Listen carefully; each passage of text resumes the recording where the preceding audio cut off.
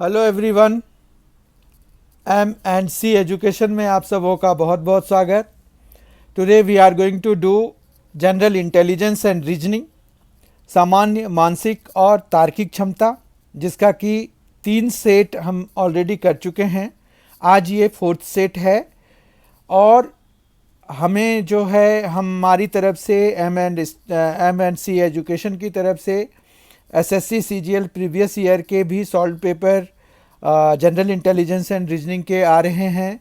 उनका भी 11 sets already आ चुके हैं। तो आप जो है रीजनिंग में ये दोनों मिला करके देख सकते हैं कि आपको कैसे तैयारी करनी है। और प्रीवियस ईयर से आपको ये पता चलता है कि हमारी तैयारी जो है किस डायरेक्शन में जा रही है, सही जा रही है या उसमें कुछ बदलाव लाने की ज़रूरत है। इसलिए और दूसरी ये है कि कंसेप्ट बिल्डिंग के लिए भी ये ज़रूरी है। तो दोनों ही तरीके से ये जो सेशन है बहुत ही फ्रूटफुल होने वाला है। तो इस सेशन की शुरुआत करते हैं। आज का क्वेश्चन 1 है, the number eight question mark will be. Question mark प्रश्न चिन्ह के जगह कौन सी संख्या आएगी ये हमें बताना है। तो हमें इस तरह के जो ग्रिड हैं इसमें हमें ये देखना होता है कि आखिर किस तरह के रिलेशंस हैं इनमें जो नंबर्स अपीयर हो रहे हैं। अब अगर आप यहाँ पर नंबर्स की बात करें तो यहाँ पर देखिए, अगर हम रो वाइज चलें और उनके नंबर्स को सम करें तो पहले वाले में तो क्वेश्चन मार्क है, we will not be able to sum it up. पर दूसरे वाले में हम इनका सम निकालते हैं तो हमें जो है यहाँ पर कितना मिल रहा है, देखिए ये 40 मिल रहा है सम। और तीसरे में भी अगर आप देखेंगे तो उनका सम जो है 40 ही हो रहा है।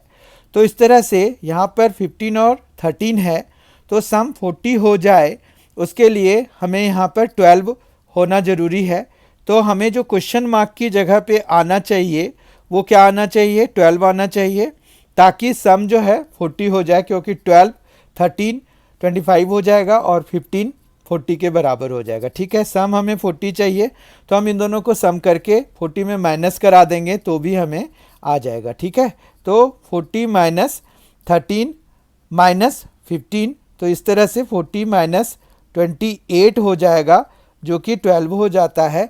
तो ऑप्शन वाइज अगर हम देखें तो हमारे पास डी ऑप्शन इसके लिए करेक्ट है, डी ऑप्शन सही है। तो आपको समझ में आ गया। इसी तरह से आपको कोई ना कोई पैटर्न हमेशा रहता है जब भी इस तरह के ग्रिड वाले नंबर्स होते हैं। ठीक है, क्वेश्चन नंबर 2 देखते हैं आज का। क्वेश्चन नंबर 2 है, find the best alternative that completes the following series. अब यहाँ पर जो है बेस्ट ऑल्टरनेटिव है निम्नलिखित श्रृंखला को पूरा करने वाला सबसे अच्छा विकल्प ढूंढें। तो यहाँ पर ये रेशियो एक्चुअली दिया हुआ है कि फुटबॉल जो है सॉकर, तो फुटबॉल को हम सॉकर भी दूसरा नाम है। तो टेबल टेनिस को हम क्या कहते हैं, मतलब निम्नलिखित श्रृंखला को पूरा करने वाला सबसे अच्छा विकल्प ढूंढें। फुटबॉल सॉकर है, टेबल टेनिस को हम क्या कहेंगे ये हमें पता करना है। ठीक है, तो आप बताइए टेबल टेनिस को हम क्या कहते हैं। फुटबॉल का दूसरा नाम सॉकर है, ये आप सबों को पता है। तो टेबल टेनिस का दूसरा नाम क्या है, पिंग पोंग। ठीक है, तो पिंग पोंग यानी कि ए ऑप्शन इसका करेक्ट हो जाएगा। ठीक है, तो इस तरह से टेबल टेनिस का दूसरा नाम पिंग पोंग है, जिसके लिए कि ऑप्शन ए में हमें ये दिया हुआ है, तो ये हमारे लिए करेक्ट ऑप्शन हो जाएगा। ठीक है, आगे बढ़ते हैं। Question number 3, find the odd man out of the in the given series. निम्नलिखित श्रृंखला में असंबंधित विषय चुनें। अब यहाँ पर 4 नंबर्स दिए हुए हैं, 11, 21, 31 और 41। ठीक है, इन चारों नंबर्स में से हमें ऐसे नंबर को चुनना है जो कि आपस में इनके मतलब 3 नंबर्स आपस में रिलेटेड हैं किसी एक डेफिनेशन से या किसी एक अगर हम उनको कहें कि रिलेशन से संबंधित हैं, एक टाइप के हैं। तो बाकी जो 4th नंबर है वो हमें चूज़ करना है जो कि बाकी 3 से अलग है। तो इसमें अगर हम देखें तो 11 है, 21 है, 31 है और 41 है। तो हमारे लिए सबसे बढ़िया कैटेगराइजेशन इसमें प्राइम और नॉन प्राइम का है। तो अगर आप देखें तो 11, 31 और 41 ये क्या हैं, प्राइम नंबर्स हैं। ठीक है, तो प्राइम नंबर्स इसमें, इनमें से जो 4 नंबर्स हमें दिए हुए हैं उनमें प्राइम नंबर्स हैं 11, 31 और 41, जबकि ये 21 जो है प्राइम नंबर नहीं है, ये कॉम्पोजिट नंबर है। ठीक है, आपको पता होगा कि प्राइम नंबर को कैसे हम डिफाइन करते हैं। तो इस तरह से 21 जो है इन बाकियों से डिफरेंट हो गया। ये हमें सी ऑप्शन पे दिया हुआ है, तो हमारा सी ऑप्शन इसका करेक्ट हो जाएगा। ठीक है, यहां तक कोई दिक्कत नहीं है। क्वेश्चन नंबर 4 है, if only the first and the last letters of the following words are to be interchanged, which of these shall come second when placed in ascending order once the interchange has been done? यदि निम्नलिखित शब्दों का केवल पहला और अंतिम अक्षर बदलते हैं तो बदलने के बाद जब आरोही क्रम में रखा जाता है तो इनमें से कौन सा शब्द दूसरे स्थान पर होगा। तो पहले इसमें हमें यहाँ पर पहला और आखिरी चेंज करना पड़ेगा। तो यहाँ पर सी है, तो उसके बाद सी वाई एम, ठीक है, C Y M, B I O T I और एस हो जाएगा। ठीक है, दूसरा वाला C Y S, T E M A T I C हो जाएगा। तीसरे वाले में C I E S M I S हो जाएगा। यहाँ पर भी एस हो जाएगा क्योंकि एस ये वाला सामने इधर आ जाएगा और ये सी इधर हम लिख चुके हैं। ठीक है, आपको इंटरचेंज करना है, यहाँ पर कोई फ़र्क नहीं पड़ेगा, ये सिम्बायोसिस ही रह जाएगा क्योंकि एस इसका लास्ट है और शुरू वाला भी एस ही है। अब अगर हम देखें कि सेकेंड पोजीशन पे कौन आएगा, तो एस सिम्बायोसिस तो आने का चांस ही ख़त्म हो गया क्योंकि वो एस से शुरू हो रहा है, बाकी सारे सी से शुरू हो रहे हैं। फिर सी में पहले आई आएगा तो ये फर्स्ट पोजीशन पे आएगा। ठीक है, तो ये फर्स्ट पोजीशन पे आ गया। अब हमें सेकेंड वाला चूज करना है, वही हमारा आंसर आ जाएगा। अब यहाँ पर अगर देखिए सी वाई है, यहाँ पर भी सी वाई है, तो तीसरे लेटर से डिसाइड होगा कि वो उनमें से कौन पहले हम लिखेंगे। अगर हम एज इन अ डिक्शनरी या अल्फ़ाबेटिक ऑर्डर में अगर हम लिखेंगे तो कैसे लिखेंगे। तो यहाँ पर एम है, तो एम के बाद M N O P Q R S, M के बाद एस आता है, यानी कि हमारा सेकेंड पोजीशन पे जो है वो कौन सा आएगा, जब हम सिम्बायोटिक के एस और सी को इंटरचेंज कराएंगे। तो ए ऑप्शन हमारा करेक्ट हो गया। क्वेश्चन अच्छी तरह से आप देख लीजिए, इसको समझ लीजिए क्योंकि ये थोड़ा नया टाइप का क्वेश्चन है, लेकिन अब इस तरह के क्वेश्चन पूछे जाएंगे तो आपको इसके लिए भी तैयार रहना पड़ेगा। आगे बढ़ते हैं, क्वेश्चन नंबर 5 देखते हैं। आज का क्वेश्चन नंबर 5 है, कंप्लीट द सीरीज। मीटर है, इंच है, जूल है, तो क्या है। अब देखिए मीटर, इंच, जूल और क्या, क्वेश्चन मार्क। यहां पर भी देखिए श्रृंखला को पूर्ण कीजिए, मीटर है, इंच है, जूल है, अगला क्वेश्चन मार्क है। तो हमें ये क्वेश्चन मार्क की जगह क्या आएगा ये पता करना है। तो मीटर और इंच में क्या रिलेशन है, मीटर भी डिस्टेंस को मेजर करता है, इंच भी डिस्टेंस को मेजर करता है। तो उसी तरह से यहाँ पर जूल है, तो जूल एनर्जी को मेजर करता है। तो इनमें से कौन सा, जो ऑप्शन हमें किलोग्राम, रेडियन, सेकेंड और कैलोरी दिया हुआ है, इनमें से जो भी एनर्जी को मेजर कर रहा होगा वो हमारा ऑप्शन हो जाएगा। इस तरह से डी ऑप्शन इसका करेक्ट है क्योंकि कैलोरी जो है वो एनर्जी का यूनिट है। ठीक है, क्वेश्चन नंबर 6 देखते हैं। In the given letter sequence find which should come next. नीचे दी गई वर्ण श्रृंखला का अगला वर्ण कौन सा होगा। वर्ण पूछ रहे हैं, लेटर, अल्फाबेट। ठीक है, यहाँ पर लेटर पूछ रहे हैं ना, तो यहाँ पर देखिए अगर ए एक सीक्वेंस बना रहा है, फिर ए बी, फिर ए बी सी बना रहा है, फिर ए बी सी डी हो गया, फिर A B C D E हो गया, फिर यहाँ पर ए, बी, सी, डी, ई और एफ भी होगा, लेकिन उन्होंने कहा है नेक्स्ट वाला, तो नेक्स्ट वाला तो हमारा ई ही हो गया। इस तरह से बी ऑप्शन हमारा करेक्ट हो जाएगा, क्योंकि यहाँ पर बी पर है ई दिया हुआ। ठीक है, तो मतलब जो अगला लेटर है वो तो ई ही है। आगे के दो लेटर्स अगर चाहिए होते तब हम ई एफ लेते, फिर ऑप्शन भी उसी तरह से होता। अभी फिलहाल ये है कि बी ऑप्शन जो है जिसमें कि ई दिया हुआ है, तो हमारा जो लेटर आना है वो भी ई आना है, इसीलिए हमारा बी ऑप्शन इस 6th क्वेश्चन के लिए करेक्ट हो जाएगा। Let us do question number 7। When the letters of the word CADMP are arranged in alphabetical order, then how many such letters as in the given word remain in the same position? CADMP को वर्णानुक्रम में रखने पर कितने वर्णों का स्थान परिवर्तित नहीं होगा? अब देखिए, ये जो लेटर है, ये जो वर्ड है CADMP, उनमें ये कह रहे हैं कि अगर इनको अल्फ़ाबेटिक ऑर्डर में, मतलब जैसे ए है, पहले ए लिख दें, फिर तो ए हम पहले लिख देते हैं, तो ये आ गया। फिर हमारे पास बी, सी उसके बाद आ जाएगा, फिर डी आएगा, फिर एम आएगा, फिर पी आएगा। तो इस तरह से अगर आप देखिए तो DMP मतलब 3 लेटर्स के पोजीशंस, 3 वर्णों के पोजीशंस, 3 वर्णों का स्थान परिवर्तित नहीं हुआ।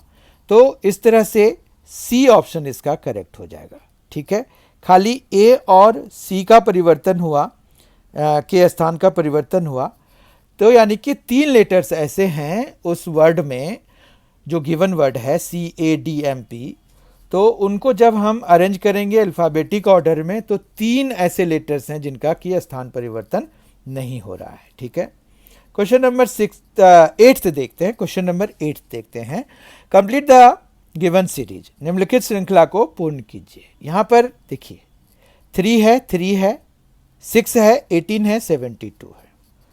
तो सबसे पहला काम तो ये है कि ये बना कैसे है, ये हमें पता करने की जरूरत है। ठीक है, तो यहाँ पर अगर हम देखें तो 3 है, तो अगला जो है हम 3 से इंटू 1 करके 3 ला सकते हैं, है ना। फिर जो है इस वाले 3 को जब आप 2 से मल्टीप्लाई कराते हो तो अगला नंबर आ जाता है 6। ठीक है, फिर इस 6 को जब आप 3 से मल्टीप्लाई कराते हो तो आपको आ जाता है 18, ये भी ठीक है।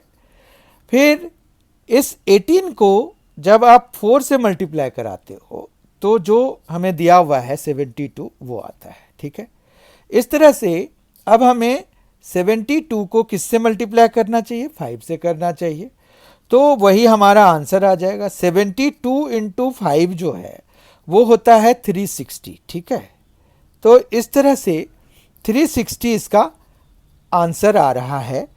तो ये समझ में आ गया होगा। एक्चुअली हमें यहाँ पर ये पता करना होता है कि एक्चुअली जो अगला नंबर है वो किस बेसिस पे फॉर्म हो रहा है। इस वाले क्वेश्चन के लिए सी ऑप्शन करेक्ट हो जाएगा। 8th क्वेश्चन के लिए सी ऑप्शन करेक्ट हो जाएगा। क्वेश्चन नंबर 9 है, कंप्लीट द गिवन सीरीज, निम्नलिखित श्रृंखला को पूर्ण कीजिए। ये भी पिछले जैसा ही क्वेश्चन है, 8th क्वेश्चन जैसा ही है, ये 9th क्वेश्चन। ठीक है, अब यहाँ पर क्या है, 5 है, 13 है, फिर 25 है, 41 है, 61 है। अब देखिए 5 है, 5 से 13 जाना है तो आपको क्या ऐड करना पड़ेगा? 8 ऐड करना पड़ेगा। फिर 13 में हम जब 12 ऐड कराते हैं तो 25 आता है, जो कि इसका नंबर नेक्स्ट नंबर है। 25 में हम क्या ऐड कराएंगे जो 41 हो जाएगा? तो 16 ऐड कराएंगे तो ये 41 हो जाएगा।